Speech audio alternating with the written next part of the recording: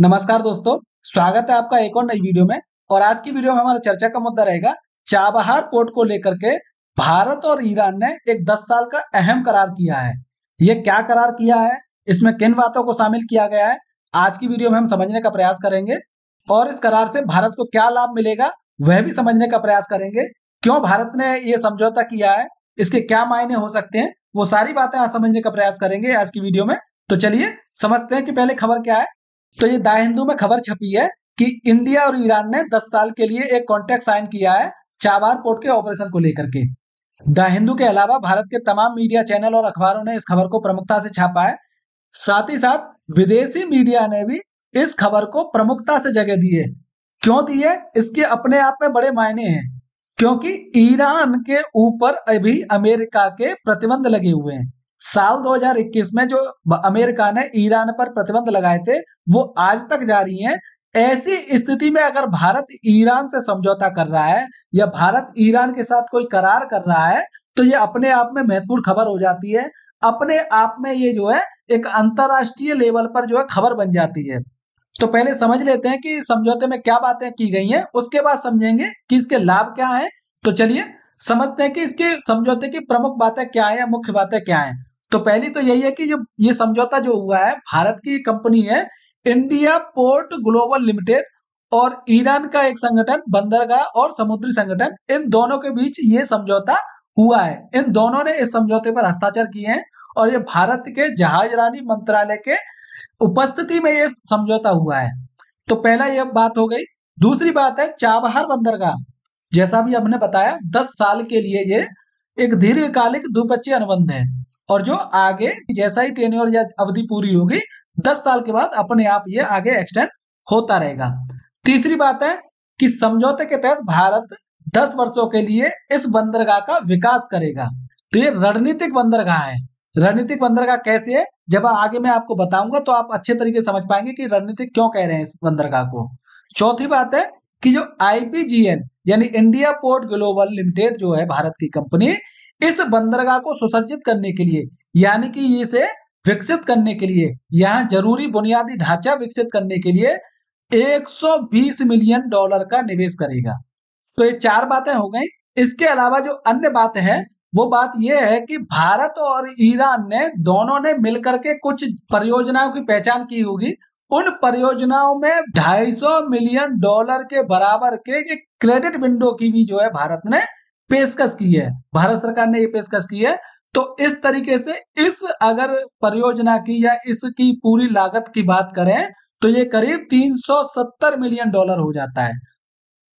तो इसके बाद क्या होगा कि भारत को यह अधिकार मिल जाएगा इस चाबहार के शाहिद बेहिश्ती बंदरगाह के सामान्य कार्गो और कंटेनर टर्मिनलों के संचालन पर भारत का अब अधिकार होगा। यानी कि भारत ही इसका संचालित करेगा, कैसे यहां से माल जाना चाहिए कैसे नहीं जाना चाहिए ये भारत देखेगा।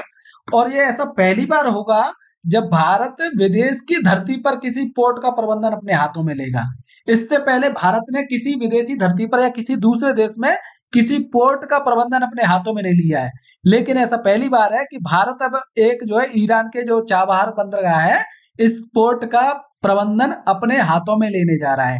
यह अपने आप में ऐतिहासिक है और अपने आप में महत्वपूर्ण है। इसके बाद बात करते हैं कि इस समझौते के क्या लाभ हैं या इस चाबहार पोर्ट का भारत को क्या लाभ मिलेगा। तो इस लाभ को समझने के लिए आप इस मैप को देखिए। यहाँ पर जो है ये चाबहार बंदरगाह है या चाबहार पोर्ट है और ये मुंबई है भारत की। तो यहां से देखें तो यहां से सीधे हम ईरान से कनेक्ट हो रहे हैं।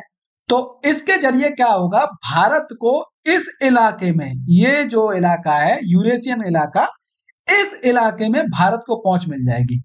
इसके अलावा अफगानिस्तान में भी भारत को यहां से पहुंच मिल जाएगी। कैसे कि भारत यहां से यहां पहुंचेगा यहां पर, और यहां से वाया अफगानिस्तान, और अफगानिस्तान के रास्ते इधर सारे पूरे इलाके में, और यहां से ही रूस में एंट्री मिल जाएगी भारत को। तो ये इस वजह से अपने आप में महत्वपूर्ण बन जाता है। तो यानी कि ये यूरेशियन जो कंट्री है, ये वाला इलाका जो यूरेशियन कंट्री है, इसमें ये भारत के लिए एक एंट्री का काम करेगा, एंट्री गेट का काम करेगा। तो आपको समझना होगा कि ये जो यूरेशियन कंट्री है इनके आसपास जो है समुद्री इलाका नहीं है जहां से भारत एंट्री कर सके। यानी कि भारत को अगर यहाँ एंट्री करनी है, यहाँ पर एंट्री करनी है, तो भारत को पहले यहाँ से, सॉरी, भारत को पहले यहाँ से होते हुए यहाँ, फिर यहाँ से ऐसे करके निकलते हुए यहाँ से एंट्री लेनी पड़ेगी। तो ये लंबा रास्ता कम हो जाएगा इसकी वजह से। तो भारत यहीं से एंट्री मिल जाएगी भारत को, तो इसलिए भी ये इंपॉर्टेंट हो जाता है। इसके अलावा समझें तो भारत क्या करता था, अफगानिस्तान में अगर कोई सहायता पहुंचाता था तो भारत को सहायता पहुंचाने के लिए कहां से रास्ता मिलेगा, एक तो ईरान है ये रास्ता और एक दूसरा यहां से यहां निकल जाए।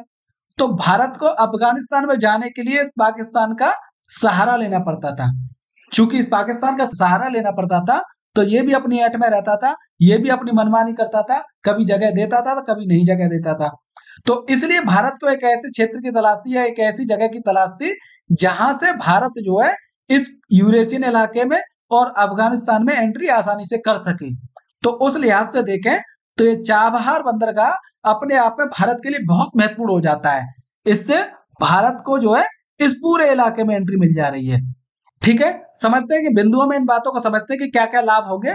तो पहला लाभ जो होगा, ईरान और मध्य एशिया में भू राजनीतिक पहुंच बढ़ेगी इससे। दूसरा क्या होगा, इससे भारत को तेल और गैस के एक बड़े बाजार तक पहुंच मिल जाएगी।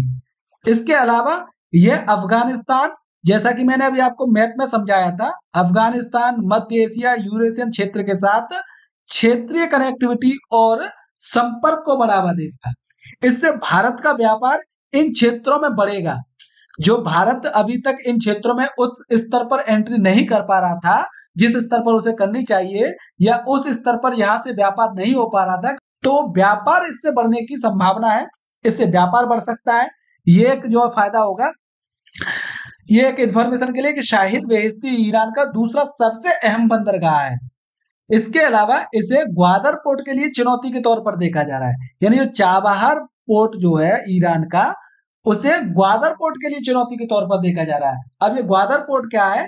ग्वादर पोर्ट दरअसल जो है पाकिस्तान का एक पोर्ट है जिसे चीन विकसित कर रहा है। पाकिस्तान और चीन के साथ में एक समझौता है जिसके तहत जो है चीन उस पोर्ट को विकसित कर रहा है और उस पोर्ट को जो है भारत के लिए चुनौती के तौर पर देखा जाता है। अगर मैं मैप पे आपको ले चलूं तो ये चाबहार पोर्ट है, ये चाबहार पोर्ट, और ये पाकिस्तान है।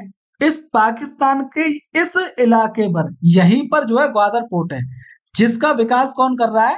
ये चीन कर रहा है इसका विकास। इन दोनों पाकिस्तान और चीन के बीच में एक समझौते के तहत ग्वादर पोर्ट का विकास चीन कर रहा है। और चीन और पाकिस्तान दोनों ही समय समय पर भारत के लिए चुनौती उत्पन्न करते रहते हैं। इस लिहाज से भी ये ग्वादर पोर्ट भारत के लिए चुनौती के रूप में देखा जाता है। ऐसी स्थिति में अगर ग्वादर पोर्ट के बराबर में ही अगर चाबहार पोर्ट पर भारत का नियंत्रण हो जा रहा है तो ये अपने आप में जो है एक बड़ी बात हो जाती है। चूंकि इस ग्वादर पोर्ट और चाबहार पोर्ट के बीच में लगभग जो है 100 किलोमीटर की दूरी है इस समुद्र से, और अगर जमीनी रास्ते से देखें तो करीब 400 किलोमीटर की दूरी होती है। तो यहां से भारत जो है चाबहार पोर्ट से ग्वादर पोर्ट की गतिविधियों पर नजर रख सकता है। तो इस लिहाज से ये इंपोर्टेंट हो जाता है। तो समझ में आ गया कि ग्वादर पोर्ट के लिए किस तरीके से चुनौती के रूप में देखा जा रहा है। ठीक है, इसके अलावा अन्य लाभ की बात करें तो चाबहार पोर्ट जो है international north south transport corridor के लिए भी काफी अहमियत रखता है। इस कॉरिडोर का भारत भी हिस्सा है। ये कॉरिडोर क्या है?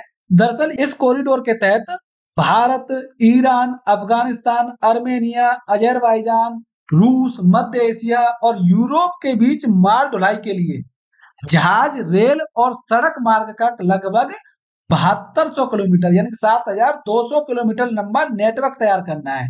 तो उस नेटवर्क तैयार करने के क्रम में देखें तो चाबहार पोर्ट भी इंपॉर्टेंट हो जाता है। इसके जरिए इस क्षेत्र में जो है भारत की पहुंच बढ़ सकती है। तो चलिए इसे मैप पे समझ लेते हैं कि क्या है कॉरिडोर। तो ये कॉरिडोर दरअसल ये है मैप। इस मैप में पहले मान के चलो भारत को रूस जाना है, इस रूट को मान के चलो फॉलो कर रहा है, और ये इतना लंबा रूट चल रहा है। इस रूट को कम करने के लिए, इस यात्रा के समय को कम करने के लिए, खर्चा बचाने के लिए इस कॉरिडोर को लेकर के समझौता हुआ था। तो ये कॉरिडोर सीधा यहां से गया चाबहार पोर्ट, और चाबहार पोर्ट के जरिए ईरान, ईरान से कैस्पियन सागर, कैस्पियन सागर से मॉस्को, और यहीं से जो है उत्तरी यूरोप की तरफ जो है एंट्री मिल जा रही है। तो इस लिहाज से ये कॉरिडोर महत्वपूर्ण है, और जब कॉरिडोर महत्वपूर्ण है तो उस कॉरिडोर के लिए चाबहार बंदरगाह महत्वपूर्ण है। तो समझ में आ गया कि भारत को इस चाबहार बंदरगाह की वजह से इस पूरे इलाके में एंट्री मिल जाएगी, रसिया तक पहुंच होगी, इस यूरोप तक जाने में आसानी हो जाएगी और इसको भारत जो है पाकिस्तान का काउंटर कर सकता है। पाकिस्तान जो अभी यहां से जगह नहीं दे रहा है, तो भारत जो है इस पोर्ट के जरिए इस इलाके में चला जाएगा, अफगानिस्तान में चला जाएगा और इसका जो ग्वादर पोर्ट है यहाँ पर, इस ग्वादर पोर्ट को भी चुनौती दे सकेगा भारत।